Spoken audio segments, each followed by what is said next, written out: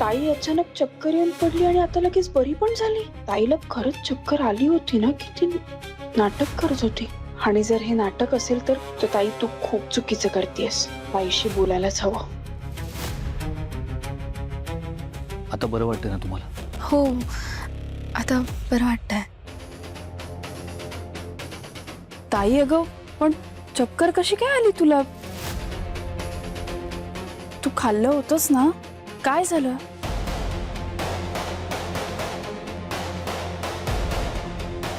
अगं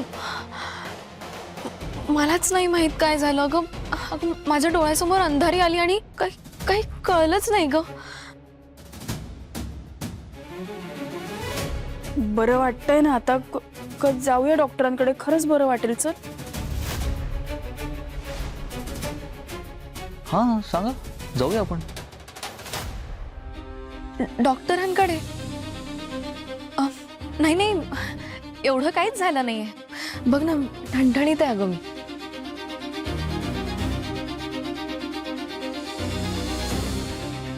आणि आत्या, माझ्यामुळे हे सगळं डिस्टर्ब झालंय त्यासाठी खरंच सॉरी.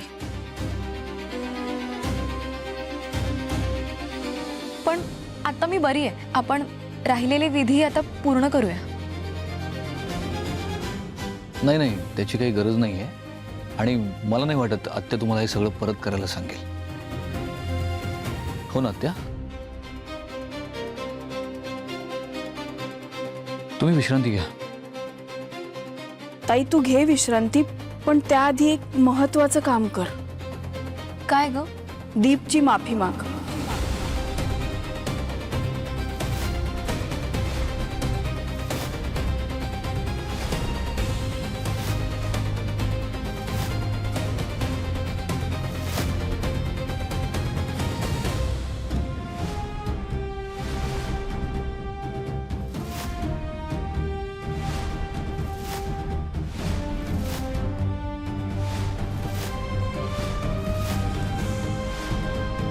प्रीतू तू वागायला चुकलेलीच आहेस. तू त्याच्या थोबाडीत मारायला नकोच होतं आणि तो तुझा अधिकारही नाही. तर माफी तर तुला मागायलाच लागेल.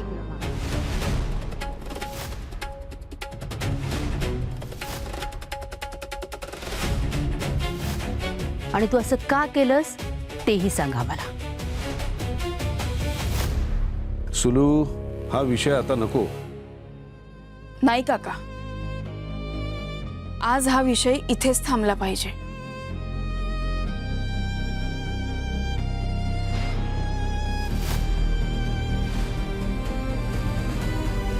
प्रीतीताई चुकीचं वागली. हे बघा, हा तुमच्या घरचा विषय. मी यात बोलू नाही शकत. पण आता प्रीतीताई तुमच्या घरात सून म्हणून आली आहे आणि दीप तिचा दीर आहे. या नात्याचा मान तिने ठेवायलाच हवा.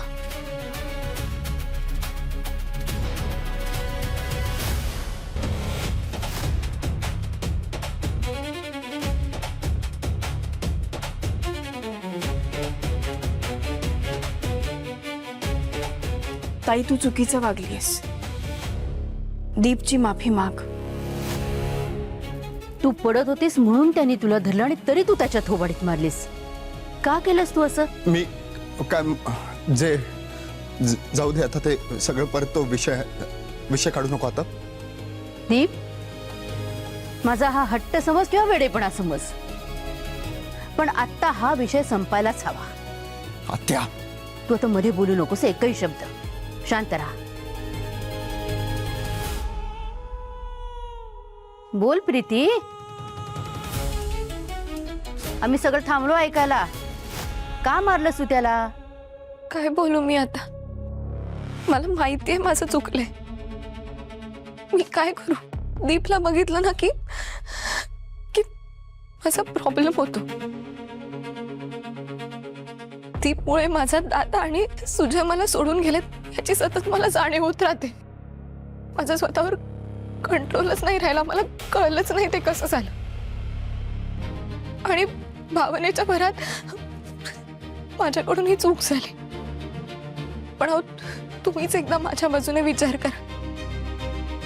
माझ्या दादाचा आणि सुजयचा ज्या माणसाने खून केलाय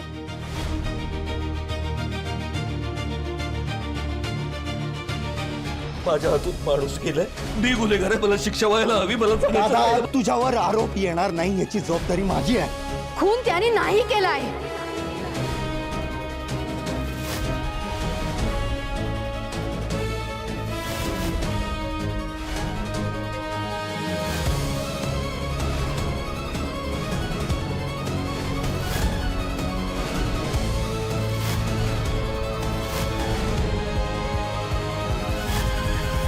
मी गाडी चालवत होतो, माझ्यामुळे एक माणूस मेला, गुन्हेगार मी आहे, मला शिक्षा मिळायला पाहिजे. हे फक्त आपल्या तिघांना माहिती आहे. आपल्या तिघांव्यतिरिक्त दुसरं कोणालाच माहिती नाही. त्यामुळे कोणी विचारलं गाडी कोण चालवत होतं तर गाडी मी चालवत होतो, तू नाही. नाही ना, पण दीप ऐक.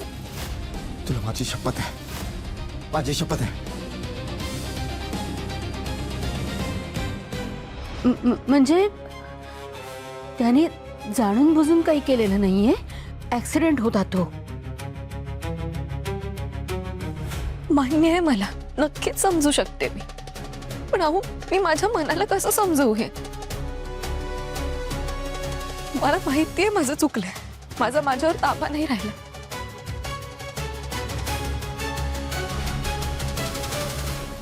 पण तुम्हीच एकदा विचार करा, ज्या माणसामुळे माझ्या दादाचा आणि सुजयचा ऍक्सिडेंट झालाय त्या माणसावर माझा हात उचलला गेला, यात माझी काय चूक आहे?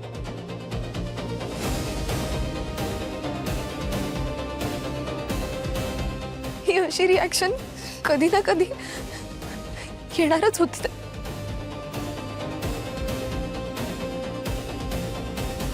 प्रीतीच्या मनात दीपविषयी किती राग आहे. घडलेल्या घटनेतून अजून ती बाहेर आली नाहीये.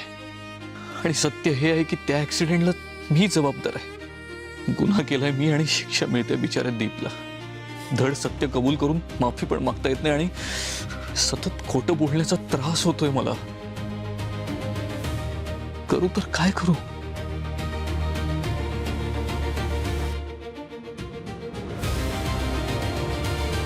हे बघा प्रीती, जे काही घडलं ते सगळं मागे सोडून आपण पुढे जायचं ठरवलंय ना, तेव्हा मला असं वाटतं की तुम्ही प्लीज दीपची माफी मागावी.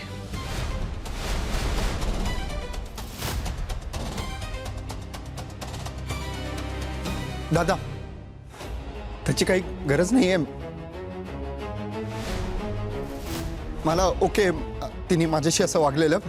तुम्ही प्लीज तिला काही बोलू नका.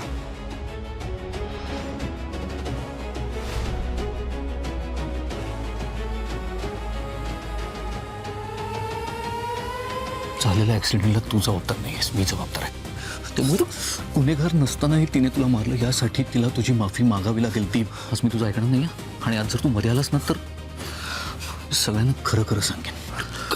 गप्प बस. तुम्हा सगळ्यांचं बोलून झालं असेल तर मी थोडं बोलू का? नाही, तुम्ही प्रीतीच्या चुकीबद्दल बोलताय आणि तिची चूक काय? तर तिने ज्याच्यामुळे तिच्या जवळच्या माणसांचा अपघात झाला त्याच्या थोबाडीत मारली.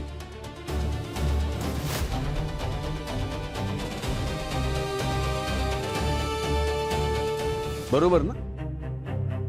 पण तुम्ही एक गोष्ट लक्षात घेत नाही आहात, ही गोष्ट आपणही अजून विसरू शकलेलो नाही आहोत. तर ती तरी बिचारी कशी विसरणार? ज्या माणसामुळे तिच्या सख्ख्या भावाचा जीव गेला तो माणूस जर तिला सतत डोळ्यासमोर दिसत राहिला तर तिला राग येणारच ना.